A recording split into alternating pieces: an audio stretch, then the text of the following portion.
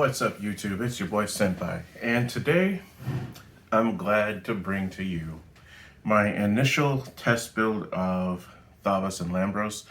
Now, again, this is just an initial test build. I am testing it out for my meta.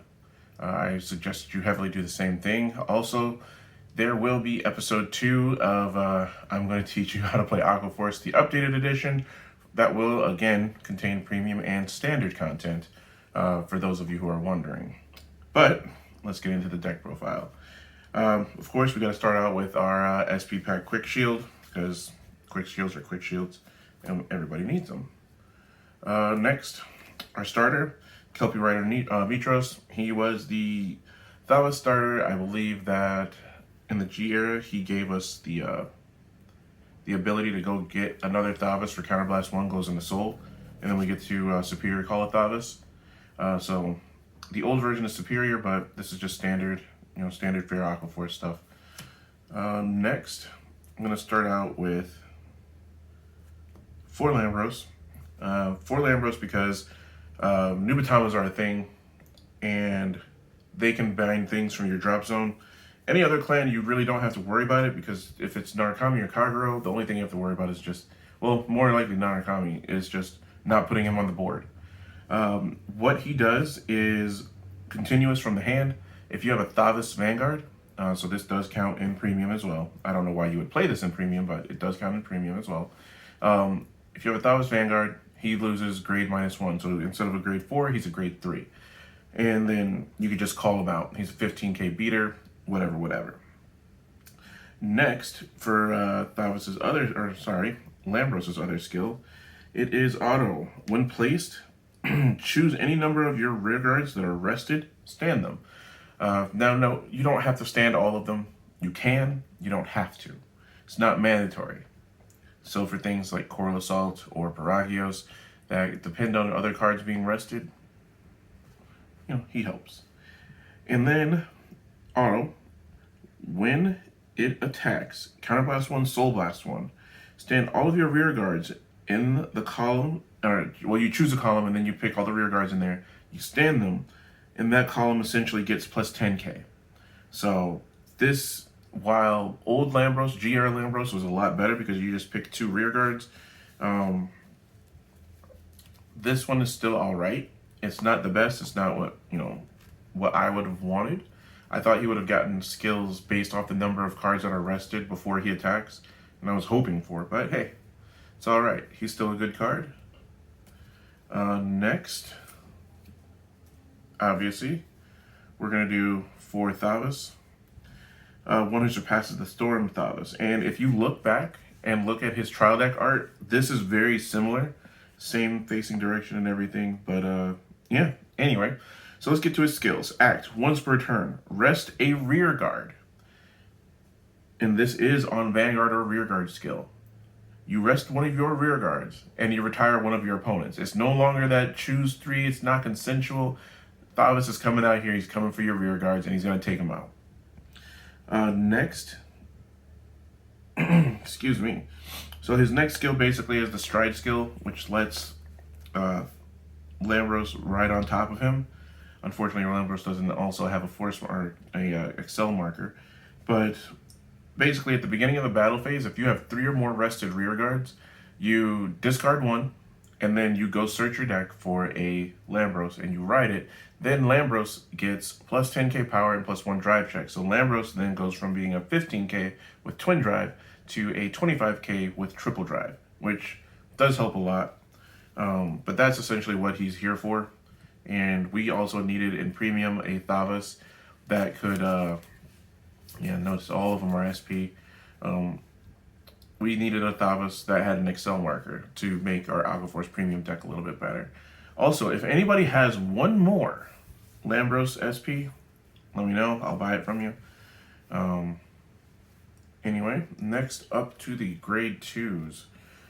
This is a little bit, I guess, controversial or whatever, but we're running 3 Terrific Coils. Terrific Coil just because normally in this spot, this would be Tidal Assaults or Algos' spot. But this is a Soul Blast 1, which the deck has plenty of soul. You don't even literally know what to do with it. You Soul Blast 1 and you restand. And his skill is whenever he's restood, he gets plus 5k. So immediately during the action or during the battle that he's attacking, he goes from 9 to 14. Which on turn 2, if you're going second and you're going against a force deck, you don't need to call a booster, which is really nice. You don't have to waste more cards to get value. So you can swing 14, 14, or 14 Vanguard swing, then 14 again. Or if you have it on Excel Circle, you can swing 19, 19. But it's pretty nice. There's not really much to be said about this. Also, I do need one more SP of it. But yeah, it's a really, really good card.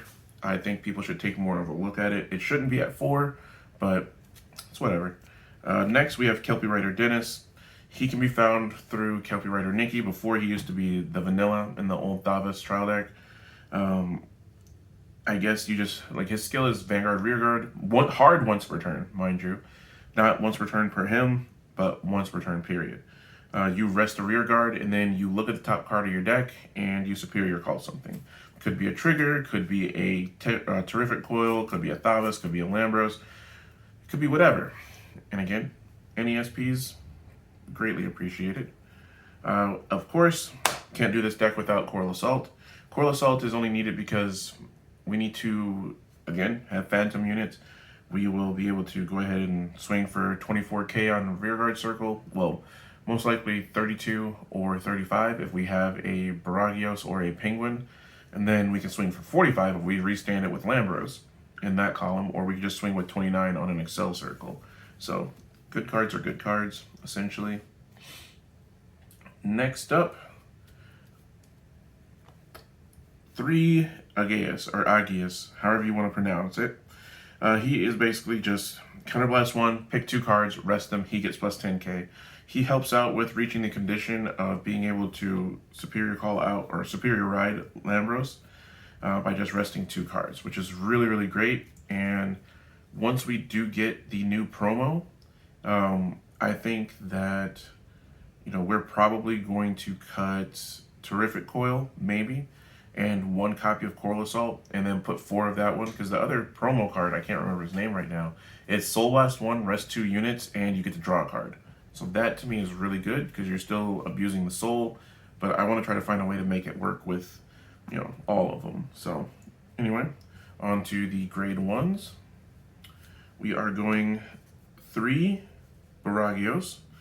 3 Baragios, he's basic grade 3 searcher. If you have 4 or more units at rest when he attacks, which does include himself, he gains plus 5, so he's a 13k attacker. I'm testing 3 right now. 4 would be ideal because you're only running 4 grade 3s, but that is kind of like subsided with the other card that I'm going to show you in a moment. Actually, let me go over to that now. Which is Kelpie Rider Nikki. Kelpie Rider Nikki, standard fair, double rare, grade 1, search top 7 for grade 1 or the grade 2. So the grade 1, grade 2, or I'm sorry, the grade 3 or the grade 2. The grade 2 that it searches for is Kelpie Rider Dennis, and obviously it searches for Thavas as well. So if you don't have what you need, you just go ahead and you search out for Dennis, I guess, if you can't get Thavas, but you want to prioritize Thavas. And that skill is only on Vanguard Circle, so if you can't get it, if you have nothing else, then I guess you just go after that. Next card, which I really do enjoy, Light Signals Penguin. Light Signals Penguin can do a lot of things. People don't think so, and you don't even necessarily want him for the counter charge. You want him because he rests himself, and then he gives power. I used to be of the mind frame that, behind the Vanguard is a bad spot. It's definitely not. It's actually a pretty okay spot. It's ideal behind a Coral Assault or a Terrific Coil, or a Gaius, and then it just gives him plus 5. Lambros will restand it, and then that'll be it. Or if you have a column of penguins, you can literally just go penguin, rest, swap, penguin, rest, swap, then rest 1 other card because of Thavas, and then you restand all 3 of them, and then you have a 26k column here, and then 36 when you restand 36k when you restand it with Lambros' skill. Next, and the final grade 1, Battle Siren Narissa. How I wish she came SP.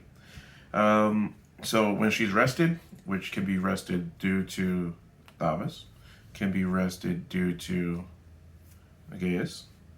When she's rested, you Soul Blast 1, and then you restand her. She gets plus 10k. Perfect on an Excel marker. She swings for 23.